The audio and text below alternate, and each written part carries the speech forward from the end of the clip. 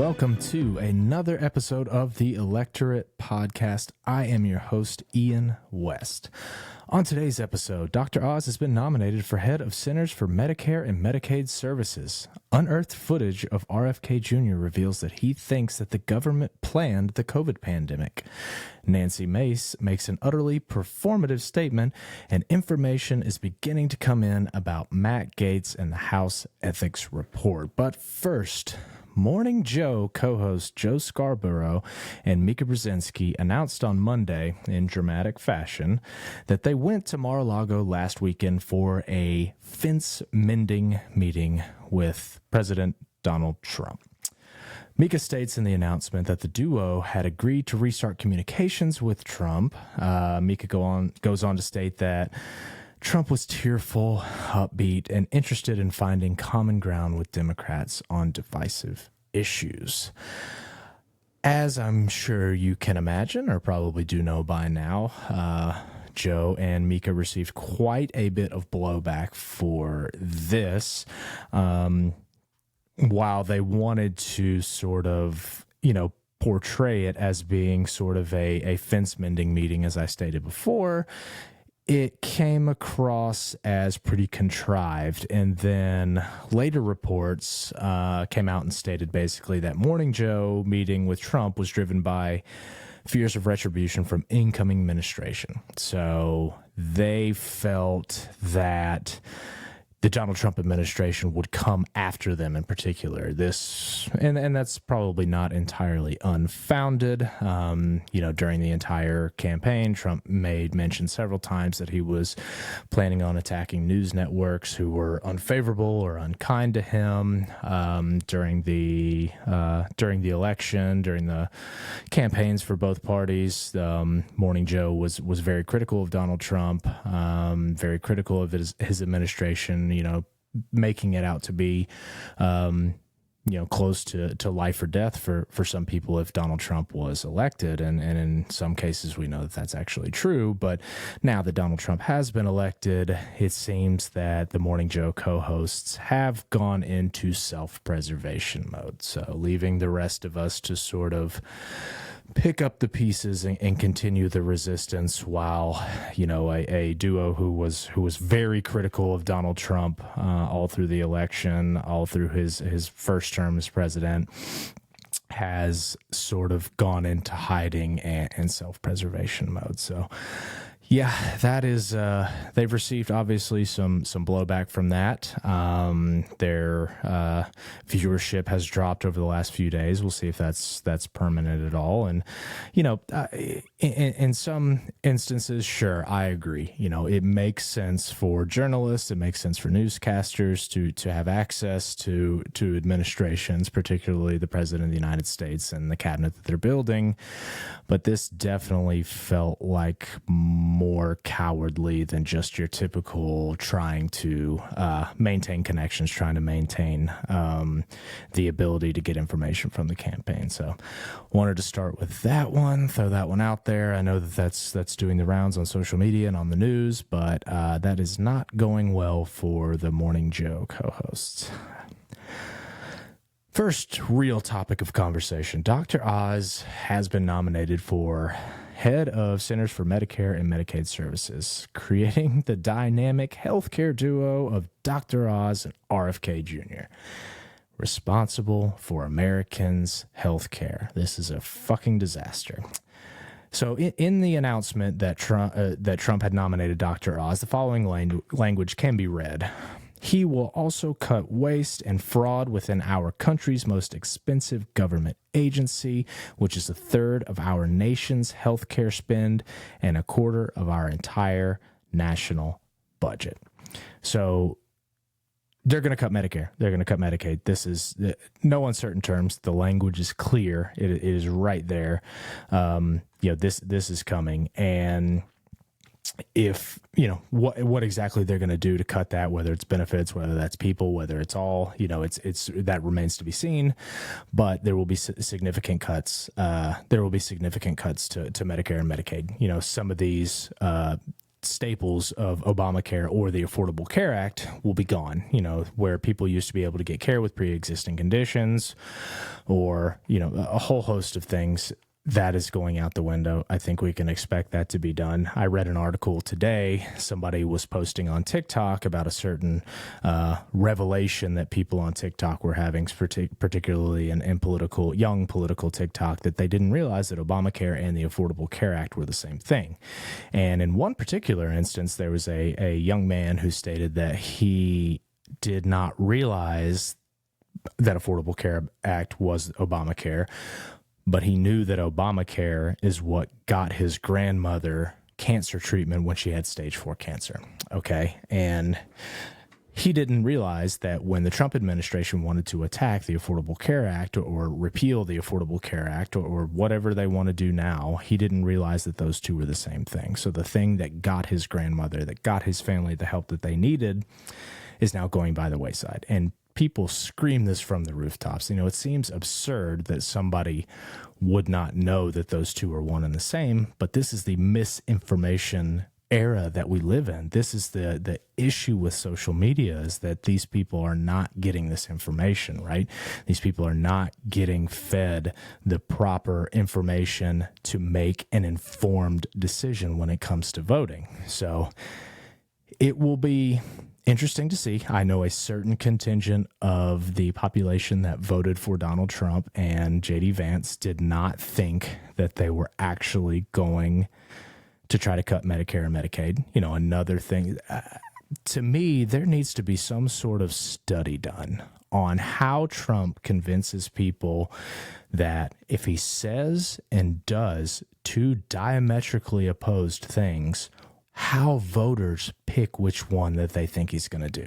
Okay, if he says he's not going to do something, but he has done it in the past, then they're going to pick the thing that he says he's not going to do, and vice versa. So how does he convince voters that he can just say one thing and do another, or vice versa, do one thing and say another, but whichever one of those a voter thinks he's going to do is just whichever one aligns with their personal political beliefs?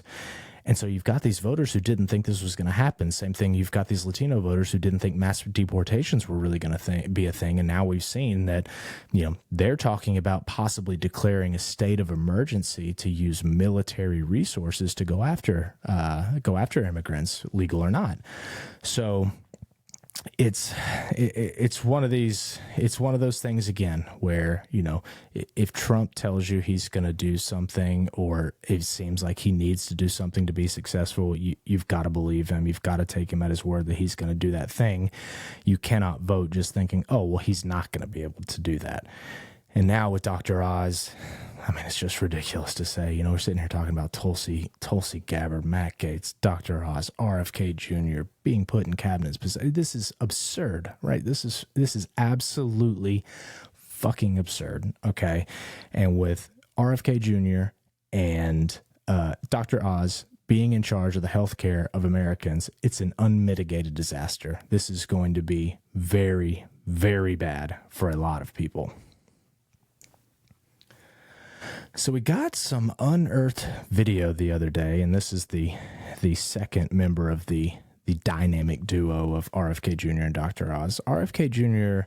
stated on video, this was unearthed by, I believe, The Bulwark, and he stated that he believes that the COVID pandemic was a quote-unquote plandemic, meaning the government planned the COVID pandemic. And this is kind of goes in line with some other stuff that he has said in the past, where he has stated, they wanted to implement control over the population. They wanted to keep them locked up while they built these 5G towers that I guess were going to transmit cancer to everybody in the world. This is just an outright conspiratorial individual, partially responsible for the healthcare of Americans. He does not listen to science. He does not listen to doctors. All he does is read conspiracies, and that is his way of feeling like he knows more than everybody else. That is his way of feeling like he is knowledgeable on a subject that nobody else can be knowledgeable on. All doctors are lying to you. All the nations of the world were lying to you. They all got together to create this massive conspiracy to control the population. Bear in mind, these are nations that can't barely agree on anything, but you expect me to believe that they all one day got together and decided, okay, we're going to create, a global pandemic, and we're going to all have exactly the same response, and nobody's ever going to say anything about this. Not a word of this is going to leak out.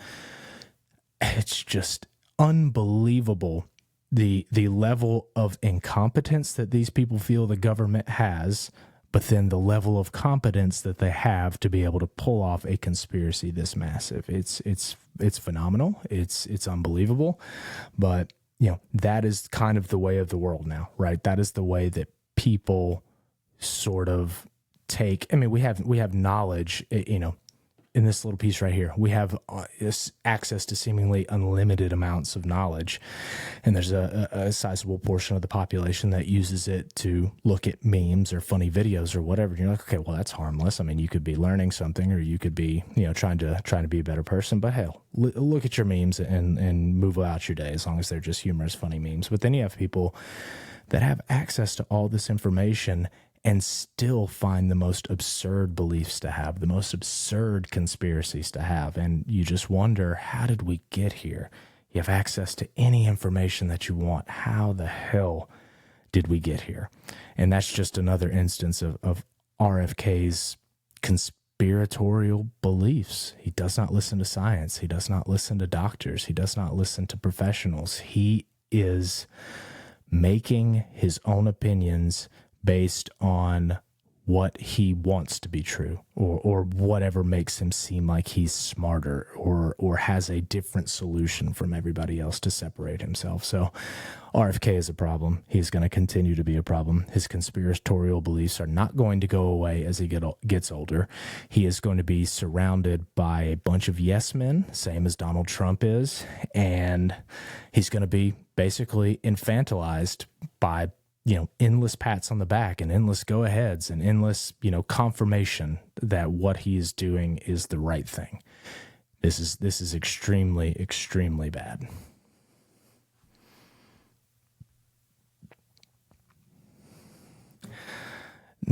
Next, we have Nancy Mace. Okay, so Nancy Mace is seeking to create a bathroom bill. As North Carolinian, I am very familiar with bathroom bills, but she is seeking to create bathroom restrictions on federal property. And this is in response to Sarah McBride out of Delaware, U.S. House of Representative from Delaware's at-large district. She won her election, so she is the member-elect of Delaware's at-large district coming into the House of Representatives. Nancy Mace targeted her and wants to keep her. Sarah McBride is trans. She wants to keep Sarah McBride out of the women's restroom on federal property. This is the most performative bullshit I've fucking seen. Nancy Mace is no stranger to performative fucking bullshit. I still remember that report from a few years ago. During the January 6th riots, she wanted to go out into the crowd and put herself out there and see if she could get, beaten up a little bit or get an elbow to the face or something like that to take advantage of that situation and in hopes that she could, rise to the top as one of the Republican anti-Trumpers or the premier Republican anti-Trumper. And that didn't work. They didn't do that. They didn't go for it. It didn't end up happening. But she's such a fucking opportunist, and this is absolutely absurd. Nancy Mace, this is absolutely fucking absurd. And it's performative. She posted some fucking video on social media of her writing biological on a piece of paper and sticking it over top of the placard outside of the restroom that says women's restroom. And, people talk a whole lot of shit about Democrats and identity politics. Republicans are masters of identity politics. They are the party of identity politics anymore, and this kind of bullshit just proves it. This is going to become her whole identity for the next however long. She's just gonna. This is going to be it. She's gonna try to put this through. She's gonna go after. This won't be the last time that she goes after Sarah McBride. And Sarah McBride put out a fantastically classy statement. You can read it on her social media. I'm going to go ahead and read it to you here because it's really, it's just, taking the high road.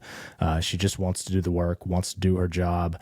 But here's what she said. So, I am not here to fight about bathrooms. I am here to fight for Delawareans and to bring down costs facing families. Like all members, I will follow the rules as outlined by Speaker Johnson, even if I disagree with him. This effort to distract from the real issues facing this country hasn't distracted me over the last several days as I've remained hard at work preparing to represent the greatest state in the Union come January. Serving in the 119th Congress will be my honor of a lifetime, and I continue to look forward to getting to know my future colleagues on both sides of the aisle. Each of us were sent here because voters saw something in us that they value. I have loved getting those qualities in the future colleagues that I've met, and I look forward to seeing those qualities in every member come January. I hope all of my colleagues will seek to do the same with me. Now, Sarah McBride, fucking bravo. That is just a fantastic response. If that was me, I don't know if I could have had that level of restraint. I do not know if I could have not taken a shot or at least, tried to be critical of Nancy Mace in some way. But instead, Sarah McBride took the high road, saying she'll follow the rules, whatever they are. She just wants to work. She wants to do the job. And then she left it on a very positive note, putting the ball in their court. I got elected because my constituents saw something in me that they think can help. I'm here to work. I'm here to do a job. And I hope you are too. And that is the primary goal of everybody in this Congress. So bravo, Sarah McBride. Well done. I think that is a fantastic response to a shitty situation that Nancy fucking Mace has created. And, hopefully this gets buried. Everybody moves on because Sarah didn't bring attention to it. She didn't, make it more than it was. So hopefully that goes away and maybe Nancy Mace will shut the fuck up for a little while. And information is starting to come in about Matt Gaetz. So this is starting to get a little bit contentious. There's a lot of moving parts here. Whether Trump is going to try to, try to adjourn Senate and the House and force through recess appointments. Thune saying that's not something that's on the table. They'll go in front of the committee and be judged and whether or not. So we just learned today that, we just learned today that the Gaetz report will not be released. So House Ethics Committee Chair Michael Guest tells reporters that there is no agreement on releasing the Matt Gaetz ethics report. So this doesn't stop this from happening. It doesn't preclude it from still happening in the future. But as of right now, we don't have any resolution on that. We have no time frame on if and when that might come out. But Trump has doubled down on his insistence that Matt Gaetz be his attorney general. He has spoken to Thune and told him, look, this is happening. You need to make it happen or I'll make it happen.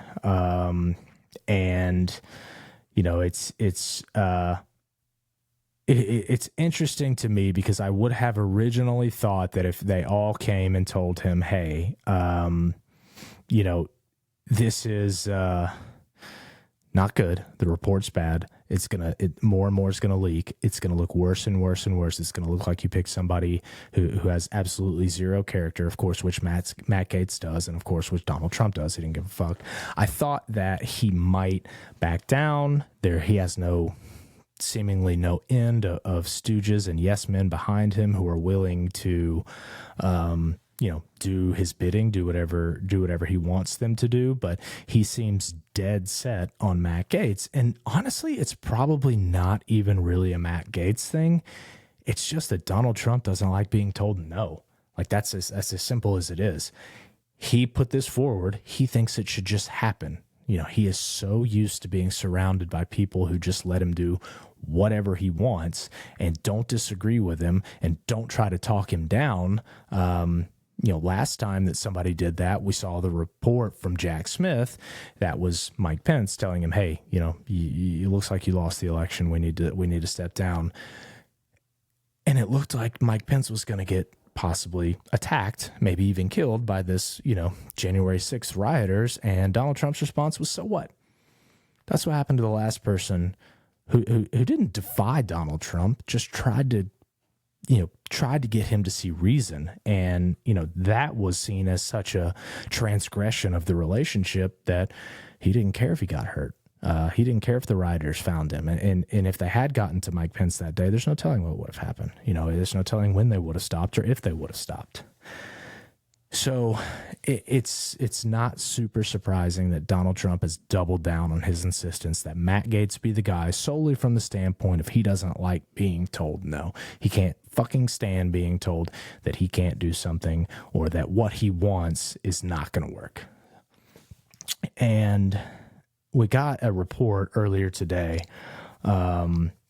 that the House Ethics Report showed that Venmo and PayPal records indicate Gaetz allegedly paid two witnesses over $10,000. This was obtained by ABC News. And, it's whether that's hush money, whether that is just, he left a paper trail. Okay. This is a guy who left a paper trail. It's several transactions over the course of a long period of time. First one starts in July and then July 2017. And then it all goes, here's the notes on here: being my friend, being awesome, flight plus extra for you, refreshments, love you, car deductible, cartridges, spell cartridges wrong. But yeah, this is just, it's paying two witnesses over $10,000. And this stems from the lawsuit alleging that Matt Gaetz had sexual relations with an underage individual.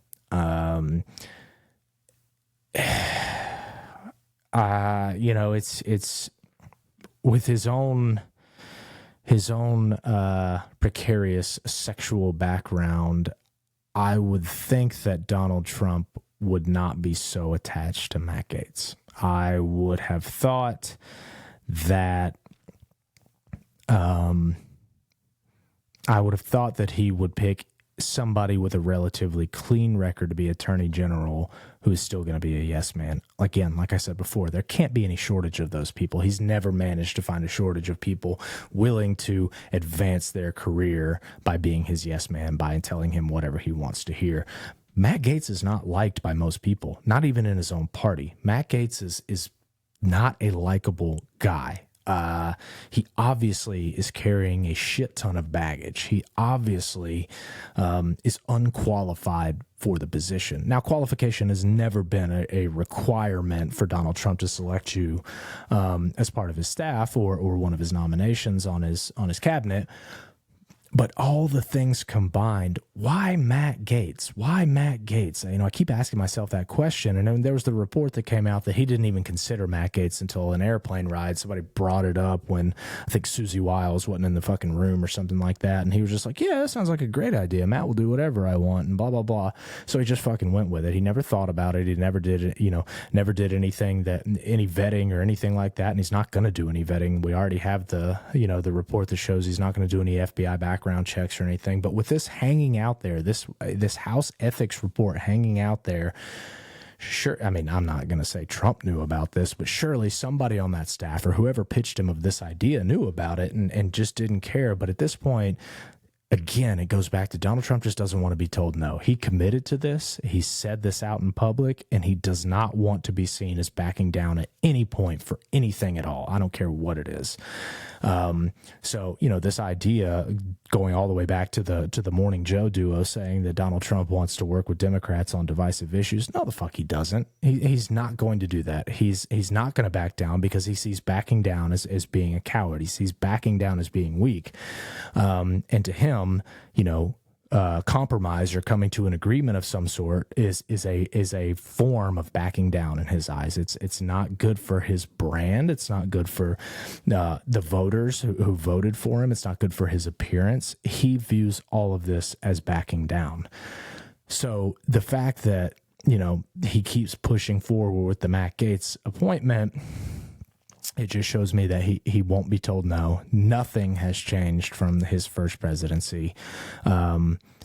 Mending fences and how many times during the first administration of President Trump did we have that article or somebody posted it on Twitter or something like that where they basically said, oh, this is the day that Trump became president. This is the time, because he did something even minimum amount presidential, the absolute minimum requirement for looking like a president of the United States. He would do, well, this is the day that Trump became president, because we hold him to such a fucking low standard that any sort of decorum or anything that looks political or anything like that, we're like, oh my God, is this the day that he becomes president of the United States? So the fact that, with this going on with Tulsi Gabbard being appointed or nominated, with Matt Gaetz being nominated, RFK Jr., all this, to see, and we picked on Morning Joe at the beginning of the show, and rightfully so. They deserve it. That's it's fucking ridiculous. You're normalizing him. You know what you're doing. You back down. You're cowards.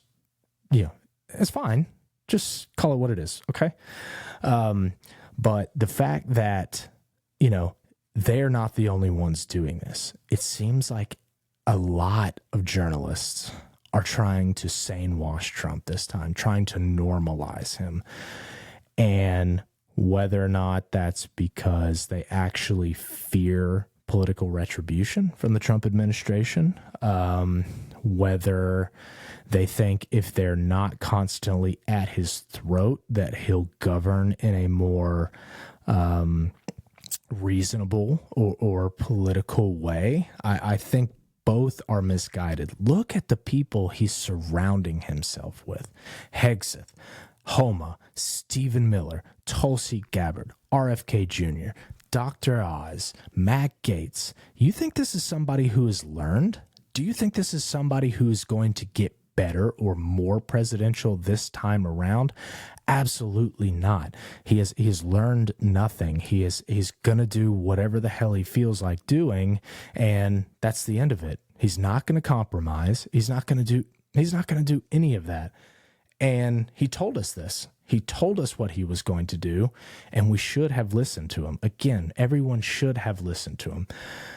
Donald Trump ran on basically pricing, okay? Pricing and immigration. And his policies are going to increase inflation. I don't give a fuck. I posted a video on what tariffs were, okay, and how they worked and who pays for them. And I still, to this day, had people in the comments section disagreeing with me, saying it was misinformation, that if we impose tariffs on foreign goods, we're the ones that will have to pay for them if we want to import them. Still, no lie, still people believe that. And, Donald, they're going to fucking find out. They're going to find out real quick if Donald Trump puts through tariffs.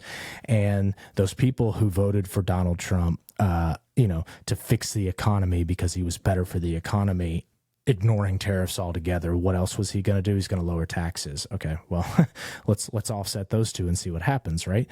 But they voted for him thinking, oh, he's not going to do mass deportations. He's not going to do this and that. Of course he is. Day fucking one. First thing he's going to do, he's going to get to mass deportations before he even touches anything on the economy. Because you know what? Look at the economy right now. It's good. Inflation is improving. The stock market's going up. Unemployment is very low. He's just going to take credit for that economy. So he doesn't even have to. He's not in any rush to do anything. He's not in any rush to implement any policies that might help lower costs, because he's going to be be able to point to the economy just because he's different from Biden Harris. He's going to be able to point to the economy and say, hey, look, it's improving. Look how much better things are getting. I've already seen Republicans on Twitter basically saying the stock market going up since the election is just proof that Donald Trump is going to make the economy better, ignoring the last several months of economic data and inflation data that has improved, that shows the economy is improving. So if you voted for that, I hope you knew what you were voting for. I hope you really thought about it. But just assigning economic success to Donald Trump when he told you multiple times that wasn't going to be the case, ignoring the fact that he told you he was going to, do mass deportations and the biggest deportation that this country has ever seen, and you thought, well, he's not going to be able to actually do that. He's just going to do the economy part. I don't know what to tell you. It's very difficult, and I've talked about it before, and I'll say it again right now. Democrats did not do a good enough job of countering that message, plain and simple. But it almost, I can kind of understand it, because it almost feels like you shouldn't have to, because he said nothing. He said nothing, and he said everything. He said nothing on the economy. He told you nothing he was going to do on the economy that would improve inflation, but he told you that he was going to deport people. He told you he was going to cut Medicare and Medicaid. He told you that RFK Jr. was going to be in charge of healthcare, and you picked and choose which one of those things he said that you believed. And yeah, it's not good. So anyway, this episode was a little later in the week this time around. And we'll probably maybe only get to one this week, but we'll start doing a little more frequently towards the end of the year. I don't imagine we'll have a ton to talk about other than nominations, appointments, how this Matt Gaetz thing goes. But from inauguration on, I'm sure we'll have plenty to talk about. There will be no shortage of things to talk about. We know that, right? So we know it from last time. So anyway, thanks for checking us out. Again, this is the Electorate. I am Ian West, your host, signing off. Later, guys.